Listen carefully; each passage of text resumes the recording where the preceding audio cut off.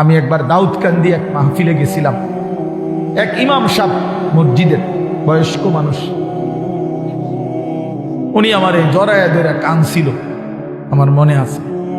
উনি বলছিল, হুজুর, কানতে কানতে বলছিল, হুজুর আমি 28 বছরের জীবনে ইমামতির, আজ 28 বছর এই মসজিদে ইমামতি করি। আমার জীবনের কত স্বপ্ন, কত আশা, বাচ্চাদের কত আবদার, বউ বাচ্চার কত চাওয়া পাওয়া, কিছুই পূরণ করতে পারি নাই হুজুর। অল্প কয়টা টাকা বেতন পাই, টানা হেসরা করে জিন্দিগিটা কাটাইছি হুজুর। বাকি হুজুর আপনারে মহব্বত করি, আপনার কাছে আমি জানতে চাই আমার এই কষ্টের বিনিময়ে আমি আখেরাতে পাবো কিনা। আমি কি বলবো, আমিও কাঁদছি বাবা। হায় হুজুর, কি বললেন? চোখটা বন্ধ হলে দেখবেন আপনি আখেরাতে বাদশাহ। ইনশাআল্লাহ আমি বললাম, আপনি দেখবেন আপনি বাদশাহ, আপনি বাদশাহ। যারা আপনার এই দুনিয়াতে মূল্যায়ন করে নাই, সেদিন তারা আফসোস করে, আফসোস করে।